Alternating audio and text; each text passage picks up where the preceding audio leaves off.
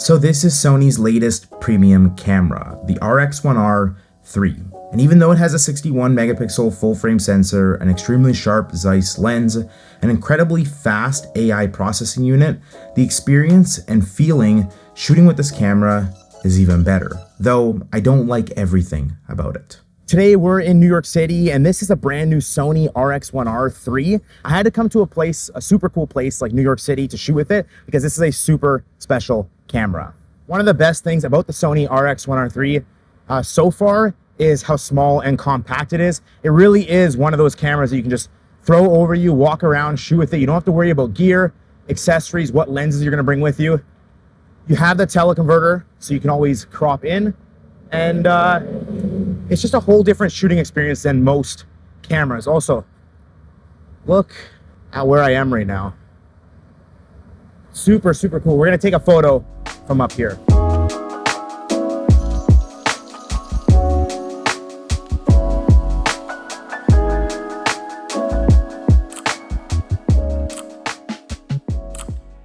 Now the Sony RX1R III falls into that rangefinder, compact, fixed lens kind of category, even though it's not an actual rangefinder. However, when I compare this to cameras like the X100VI, the Fujifilm, or the Fujifilm GFX 100 RF, those are both great cameras, but this just feels a lot more refined. Maybe it's just because I'm used to shooting with Sony, but you just get a lot of Sony's amazing features. It is full frame and you get that incredible AI processing and autofocusing unit. Now that's not to say that the Fujifilm's autofocusing is bad. I think we can just all agree that Sony takes the cake for the best autofocusing right now. And I really did notice that, especially when shooting at night.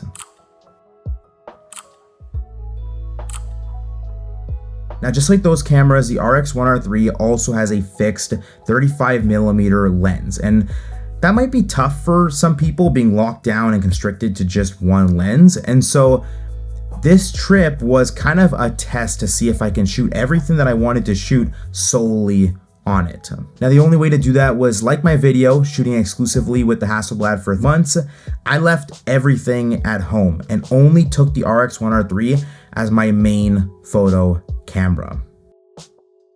The 35mm focal length was a great focal length for the trip.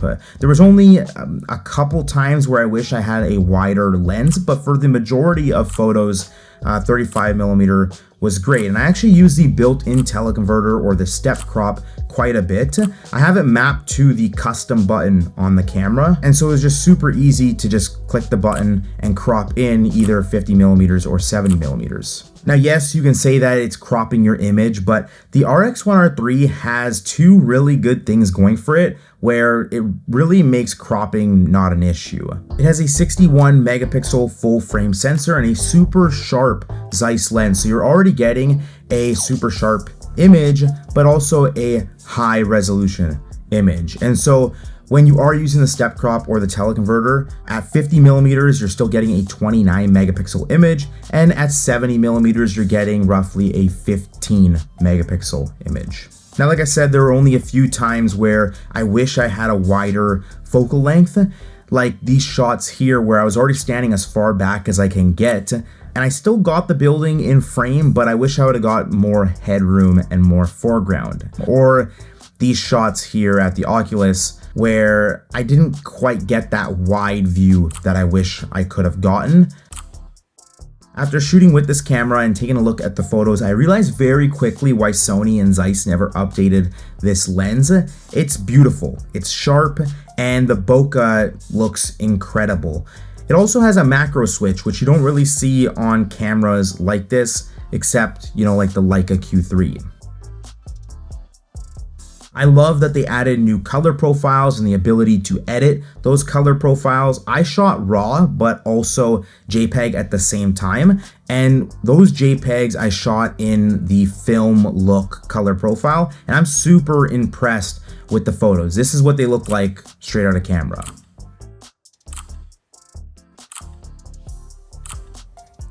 Honestly, dude, nothing will beat shooting with this camera. It just feels so good. Taking a lot of photos. I don't know, it just feels good. The experience shooting with this camera is the same that you would get with any other fixed lens camera. If you've never tried it, they're a lot of fun. They make you want to actually go out there and shoot photos. This is finally a Sony camera that you can take with you day to day, and I think this is what a lot of Sony photographers were waiting for. I am a bit confused though. I really do like this camera, and I think it definitely made me realize I was wrong in my initial impressions or initial thoughts of it. However, I still can't look past the expensive price tag for this. Now, sure, you can make the argument that it has Sony's amazing autofocusing system, but I'm not sure that matters in a camera like this. Let me explain. I wouldn't use this camera for professional work, and it's not because it can't do professional work. It's just I wouldn't. I would much rather have this as an everyday carry. Because it's so small, I would love to throw this around my neck, walk around, capture my day-to-day life with it, capture memories, kind of like this trip to New York City. For this specific use case, I really don't care to have the fastest and most accurate autofocusing system. None of the photos that I took during this trip required me to have the fastest and most accurate autofocusing system. Heck, at the pace we were going during this trip, I could have switched this thing into manual mode and just manually focused everything. Now again, I'm not saying that autofocus is not like important. There's a reason why I shoot with Sony as my main camera. I just don't think it's that important in this specific camera for my specific use case that I would use this camera for. What is more of a priority to me over great autofocusing, especially in this situation or this use case, is a longer lasting battery, a better battery than what we actually got. Not saying I got terrible battery life, but I was switching the camera on and off between shots just because I didn't know how long I was gonna get with it. But I did find that I can go about an entire day, again, turning the camera on and off between shots. I got about 500 photos until the battery died on me, and it actually ended up dying at the worst time.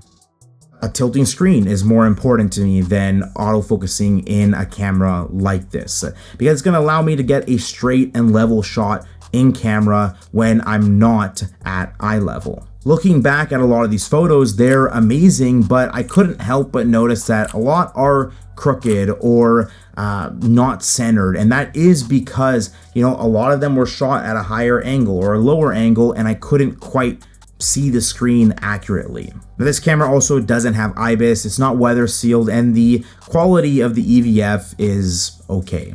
The price is just hard to justify for that. Now, you could say the same thing for Leica. You could say the same thing for Hasselblad, where these cameras are super expensive and they also lack a lot of features. My Hasselblad is super expensive and it doesn't shoot video, but you can't really say that because they do come with a lot of value and heritage and history like no other camera brands. These cameras are made of premium materials, they have insane build quality, they have that history, they have that heritage, they come with a lot of value, and they make you feel something really special when you're shooting with them. For some people, that is something you can't put a price tag on. Now, by no means am I saying that the RX1R III is a bad camera, and I'm not telling you not to buy it. To be honest, if this was about $2,000, maybe $1,000 cheaper, I would even consider buying it. At the same time, I acknowledge that a lot of people don't care about the history and heritage stuff. Some people just care about getting a reliable camera. They want that fast autofocusing, they want that AI processor, they want that high resolution full frame sensor, they want the incredible quality of this Zeiss lens, they want that incredible low light performance that we all know Sony is good at. All that stuff matters more to a lot of people. Actually, it matters to me too, just not with this specific camera. Overall, I really did enjoy shooting with this camera, and I love the photos even more. I haven't experienced a Sony camera that was this fun to shoot with in a very, very long time. But that time has come to an end because this was just a loaner, and I do have to pack it up and return it to Sony by tomorrow. So if you enjoyed this video, make sure to drop a like. If you want to see more like it, make sure to subscribe, and I'll see you in the next one. Peace.